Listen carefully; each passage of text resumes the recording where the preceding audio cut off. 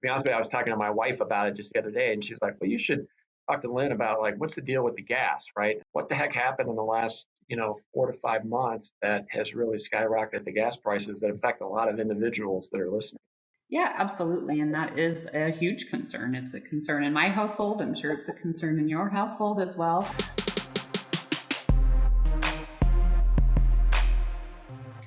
Hello, everybody. I'm Doug Draper, your host of Uptime Logistics. I want to thank you for joining us today. Uptime Logistics is powered by CAP Logistics, and today's guest and topic I'm really excited about. It's timely, it's exciting, and it's very relevant to what we're all experiencing right now. So we are going to be getting together and speaking to Lynn Granger. She's the Executive Director of the American Petroleum Institute, Colorado. So she supports the industry here. So API, before we jump into it, Lynn, I'm going to give everybody a quick lowdown of API, and then we'll start a conversation. But API, it represents all segments of American oil and natural gas industry. 600 members producing, processing, and distributing the nation's energy. Industry supports 10 million U.S. jobs. That's pretty impressive. And growing by a grassroots movement of millions of Americans. So 1919, it was formed, and it's a standard-setting organization. And in the first 100 years, API has developed more than 700 standards to enhance operations and environmental safety and efficiency. So, Lynn, those are big numbers there. That's an impressive history of the company. So that's great. So before we jump in, tell us about yourself. There's a journey to everybody's current state. So tell us your history, your background, and kind of how you got to where you are now with API. Yeah, absolutely. And thanks for having me, Doug. I'm super excited to be here. So my journey began actually in the United States Army. I joined the Army right out of high school here in Colorado, and shipped to basic training. I joined as a 46 Romeo, which is a broadcast journalist. They really wanted me to be a light wheel mechanic, but that just wasn't in my wheelhouse at the time. But I was very interested in journalism, and so I enlisted in the Army. I shipped to basic training in South Carolina, and then my first duty station was in South Korea. I lived there for about 3 years. My oldest son was born there. Had a really great time. I transitioned from the Army there and became a Department of the Army civilian, and just got a lot more experience in communications and media relations, and really enjoyed my time. And from there moved to Fort Meade, Maryland, and continued that path, and was the editor for a base newspaper for a little while. And then I headed over to Germany with the Army for about 7 years, and continued in communications and media relations, and ended with the U.S. Army as the strategic communications advisor for the 3-star general in charge of U.S. Army Europe, which was really exciting. I happened to be in Ukraine shortly after Russia invaded Crimea in 2015, and so have seen really firsthand, what we're dealing with right now. And so it's very interesting to be in the oil and natural gas industry and have this conflict going on in our world right now as well.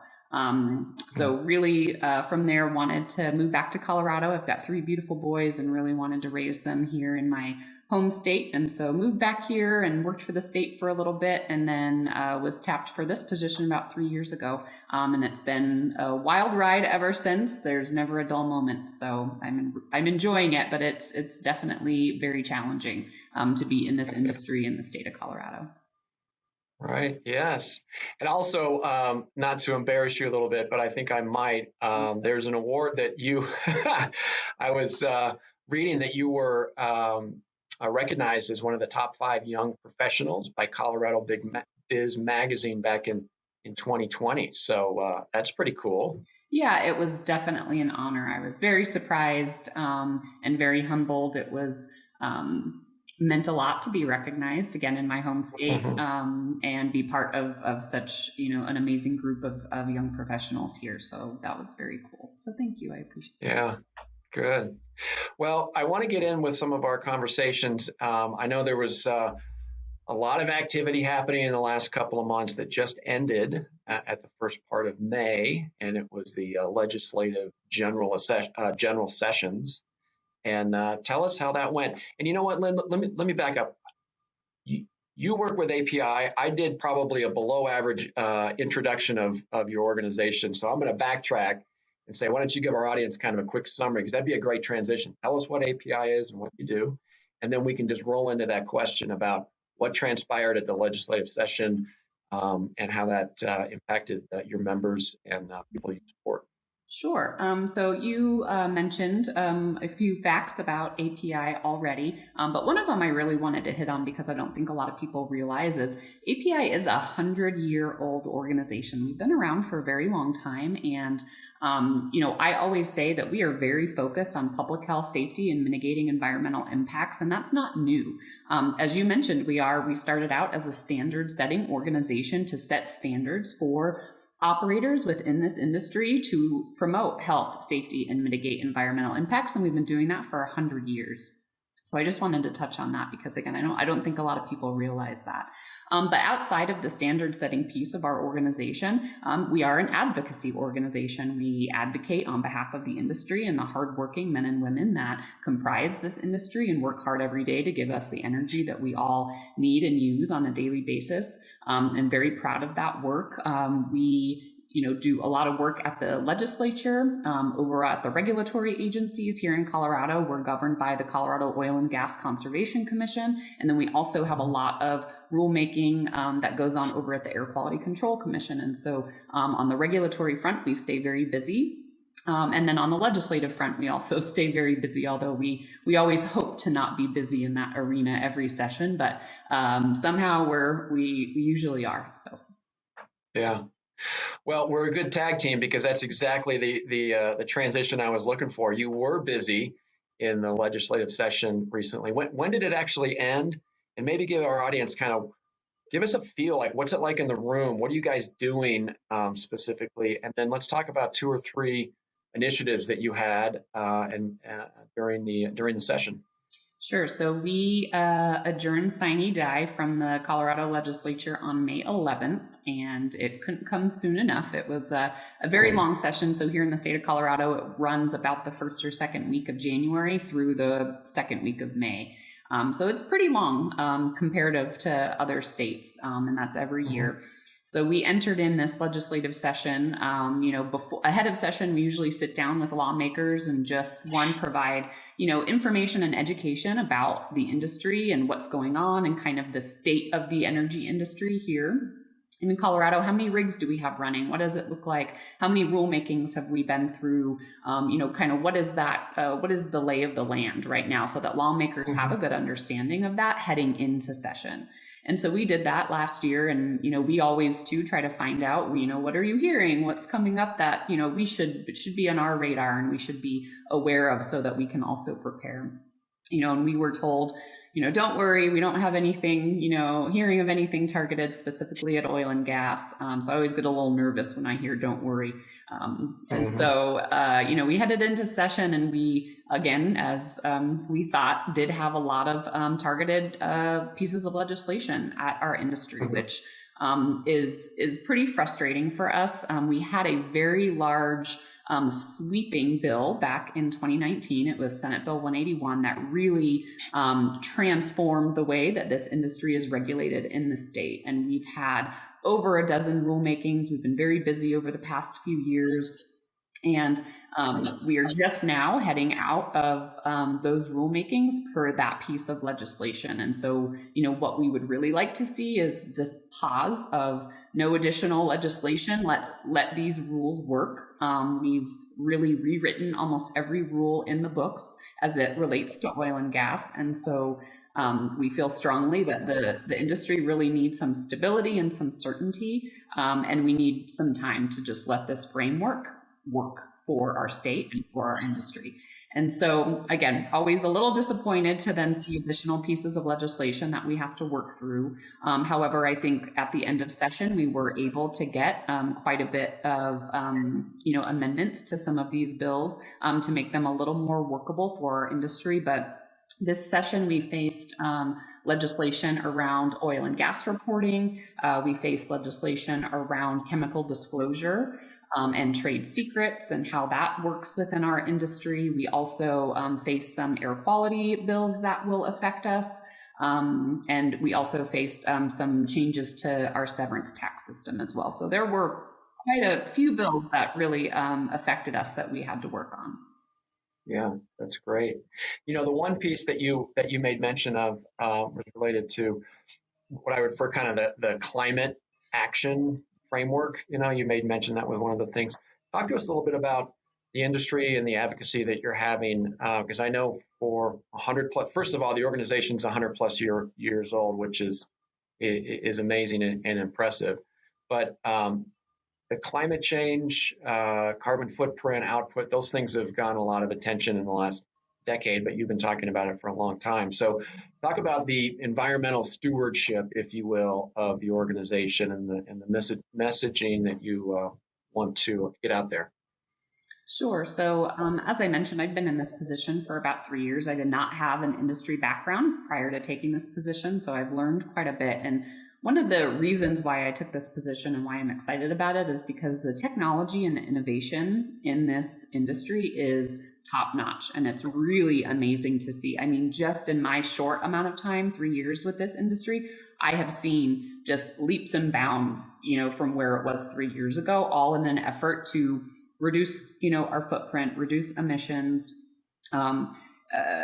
mitigate environmental impacts, improve health and safety. I mean, it is literally top of mind for our industry every day. And the innovation and technology is super impressive. Here in Colorado, in fact, we have been able to quadruple production here in the state through technology, while simultaneously reducing our emissions by 50%, which is incredible. And so I'm so proud of our industry because while a lot of folks want to talk about climate change and reducing emissions, and yes, those things are very important, our industry is at the table, and it's not just words, it's actions. And we are delivering on that every day while also realizing that our work isn't done, and we're going to continue to look for ways to make improvements and continuing to reduce emissions. So we're really proud of that. Yeah. The innovation piece is really cool to hear that. Do you have any examples? I don't want to necessarily put you on the spot, but I guess I am going to put you on the spot a little bit. Do you have any examples of innovation? Because when you say quadrupled output and reduced or quadrupled, the output, but at the same time reduced the emissions. Do you have an example of how that works? It's very intriguing to me. I'm like, okay, those are big numbers. How does it work? Do you have any examples? Sure. So a few. So obviously there's a lot of things that go into that, but what I would say is, again, the technology piece. So instead of having, I'll throw a number out there, 100 vertical wells, historically, our operators here in the state are able to plug those vertical wells and replace them with horizontal wells with hydraulic fracturing that then reduce the footprint of the operations. And so you could go from 100 vertical wells now to maybe 15 or 20 horizontal wells, which is a huge benefit for both emissions and just footprint of operations. Other examples would include, tankless systems and really kind of closed loop systems that don't allow for emissions. We have, prevented flaring here in the state of Colorado. And so you can't just flare off natural gas, which occurs in other places. And so that has all of those things. And there are probably dozens and dozens more that all contribute to those emission reductions, but it's that sort of innovation and technology, and again, improvements that are literally being made on a daily basis that are getting us to our goals. Mm-hmm. How do you get that messaging out, right? I know you're sitting with legislators and talking about it. From the general public, a lot of folks probably don't understand kind of what those means and the direct impact. What type of advocacy are you doing? I don't know if advocacy is the right word, but getting the word out, because those are impressive statistics and it's very tangible things that you're doing, and that's important for the general public. Talk about what you're doing to help average Joes like me understand that. Sure. So what's challenging, and a lot of industries face this, is that our industry is a very technical industry, and so there are a lot of folks that don't quite understand, all of the ins and outs, and so trying to explain it can take a rather long time, and we might not get to the end place that we were hoping, and so what we try to do is whittle it down and talk to folks about how does this impact you? Because you would be surprised at how, people really don't realize that almost everything in their lives is powered by oil and natural gas, whether it's products they use in their home that are petroleum byproducts, to the gas in their cars, to flipping their light switch or their fireplace, or, I always tell my sons, like, hey, your iPads, you love your iPads and your games, all of those things are petroleum byproducts.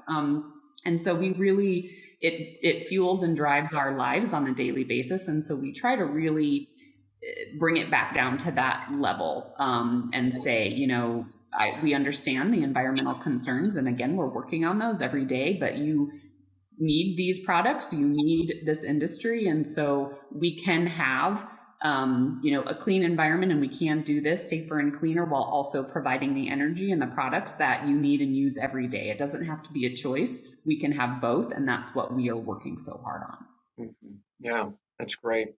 In the supply chain and logistics world, with everything, I think if you buy it, touch it, look at it, a truck brought it to the end mile, so you look. People are like, there's a lot of trucks out there and everything else. So that's very tangible. It's like, listen, a vehicle, the truck, is using fuel, needs natural gas to move forward. So that's definitely very, very tangible. All right. So speaking of gas, right, again, Lynn, the reason I love this and having the interview is I'm kind of that guy that knows enough to be dangerous, so I can ask the simple questions, right? And I know when we were doing some prep for this, be honest with you, I was talking to my wife about it just the other day, and she's like, well, you should talk to Lynn about, like, what's the deal with the gas, right? And so I know there's probably some misnomers out there about, it doesn't have to be a winner and a loser with the gas prices and what's happening. And I know that there's a lot of finger pointing on why this is happening. It happened right during, the invasion of Ukraine, and there's a lot of factors involved in it. So maybe talk to the audience a little bit about what the heck happened in the last 4 to 5 months that has really skyrocketed the gas prices that affect a lot of individuals that are listening. Yeah, absolutely. And that is a huge concern. It's a concern in my household. I'm sure it's a concern in your household as well. But at the end of the day, our product is a global commodity, right? So those prices are all based on market. It's simple supply and demand. And what we saw over the last couple of years were a lot of things that were negatively impacting demand, right? We went into this pandemic, which was awful. And for a couple of years, folks weren't flying and they were driving a little less and people were working from home. So demand really started to plummet. And then it rebounded very, very quickly, as soon as we saw the vaccine come out and, the world starting to open up again. Well, unfortunately, the way this industry works, and again, as I mentioned, it's incredibly technical. I think a lot of folks think we can just flip a switch and turn the supply and crank it up and let's get it out the door. Well, it takes, years and months of planning to get permits in order to start drilling. And you can't flip a switch and you can't turn it back on. And so when the demand starts going up again, we run short on supply. And that's what we're seeing, again, across the globe, because this is a global commodity and we don't control those market prices. Mm-hmm. Yeah. And one a different show that I'm involved with, we talked about the roaring 20s. Remember the 1920s, how things were, the flappers and everything was going crazy. We're kind of in the modern day roaring 20s of the 2020s, right? And people were consuming tangible items. And now you're seeing folks getting into services and travel, and all of that requires fuel, traveling for the holiday weekends during the summer, and fuel prices and everything else. So totally get it. And it makes sense. You just don't flip the switch to turn the machine back on. Right? It's not as simple as that, for sure. Yeah, I wish it were, but it certainly isn't, and that's why we are advocating every day for sound energy policy, both in the nation and here in Colorado. because unfortunately we get into situations like this, and because of some of the policies that have been put in place, both at the federal level and at the state level here, it's making it even harder for producers to ramp up production in a timely manner, and that's really putting a crunch on prices as well. Yeah. So we're talking a lot about the here and the now, right? What's going on with the fuel right now. I'm going to shift it a little bit and let's kind of talk 5 years out, right? And maybe I'll ask this question twofold. First of all, 5 years out, what does it look like in the legislative session? What are you going to be advocating for, and what do you think are going to be priorities? Maybe we'll start with that one. That's a good question. And I always wish I had $1 for every time I was There's asked. no magic 8-ball behind you or anything? Yeah. Sorry. I wish there was. I might answer a little differently and say, what do I hope for in 5 years versus what do I think might happen in 5 years? Because quite honestly, because of the instability and uncertainty, particularly here in Colorado, it is really challenging to say this is what I think is going to happen. Here's what I hope is going to happen in the next 5 years. I hope that we are going to have that breathing room that I mentioned earlier with all of these new regulations that we have in place in order to operate under this new normal. I hope that there's some stability and some certainty for our industry, particularly here in Colorado. I mentioned demand has skyrocketed back and everything's bounced back very quickly. The industry has rebounded fairly, quickly other places, but unfortunately here in Colorado, we've been a lot slower to recover in this industry than other states and other basins across the nation. And that's because of the instability and uncertainty that we have. Makes it tricky for folks to want to invest here in Colorado. And so what I hope for is to attract more of that capital investment back here to our great state, where we operate under the most stringent regulatory framework in the nation, I would argue in the world. So I hope, we get that capital investment back. I hope we see sound policy discussions and reasonable discussions happening both at our regulatory agencies and more importantly, at the state legislature. I hope that folks can, have reasonable discussions with us, learn and understand everything that we are doing and have done, and then make sound policy decisions based on facts and information that they have. I think what we have seen, particularly this past session, is that we've got lawmakers that, are being driven largely by environmental organizations and not really understanding the issues at hand, but just feeling like they need to do something, right? Like the climate is changing and I need to do something, but they don't quite know the how or the what or the why. So that makes it really tricky to have good, sound policy discussions and make decisions that are good for our state and good for the people of Colorado. And so that is what I would hope for in the next 5 years, but we'll see. All good points. So if you had the ability to address, and hopefully some of the members that you're representing are listening, but if you had some advice for them, right? All the things that you hoped for, you're one person advocating for many, right? So if you could give some advice to the membership to say, we're in a collective here working together, what type of things could the members do to help make sure your hopes turn into actual tangible things?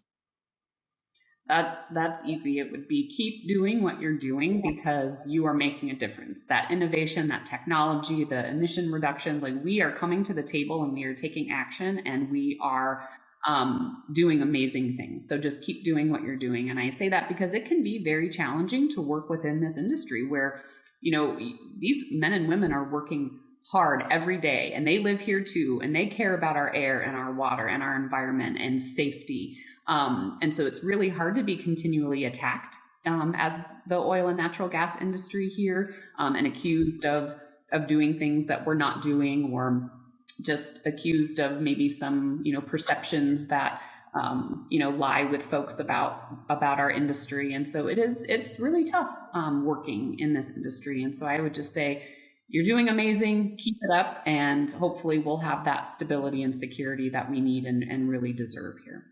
Yeah, stay vigilant. And Lynn, I would agree that, the word you said was attack, right? I mean, you guys are kind of an easy, you guys meaning the industry, right? Not you specifically, but it's an easy target. And I think it's difficult because of the technology and the technical aspect of what you're talking about. It's hard to explain.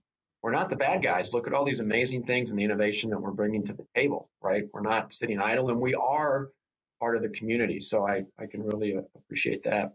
So if I'm just a layperson, which I am, and I wanted to learn more about your organization, learn about these advancements and what you has, what you're doing. Tell us how to reach you, how to learn more about your organization and things that you're active in. Yeah, it's super easy. Just api.org. And there is a ton of information on that site, whether it be about the standards that I mentioned that API has developed. We've got a lot of just one-pagers that talk about why are gas prices so high and how does all this work, and sort of, again, our really best effort at trying to explain some of these complicated and technical things. So really encourage folks, again, it's api.org, very easy, and there's a ton of information there. That's terrific. Good. Well, that's a perfect way to end the discussion, Lynn. I know your schedule is super busy, and I'm glad we were able to take care of this conversation after the session was over. It's good to hear your perspectives on that. And, I wish API the best as you move forward, and really appreciate, what you're doing with the advocacy, not only within the membership, but understanding and explaining to, the citizens of Colorado what you do and the importance of it and everything else. So thank you so much for joining the show today, Lynn. No, thank you for having me, and thank you for helping to get our message out. It is important, and we really appreciate your time and your effort. No, thank you very much. And I'd also, Lynn and I are thanking each other, but I also want to make sure that we thank our audience for joining us today on Uptime Logistics. Of course, it's powered by CAP Logistics, and you can find more information about the show in the description below. Don't forget to like and subscribe to CAP channels. And please visit caplogistics.com for customized transportation solutions. And when you're there, click api.org and learn more about the Lynn's organization there. So thank you all for listening. We really appreciate it, and we'll see you next time on Uptime Logistics.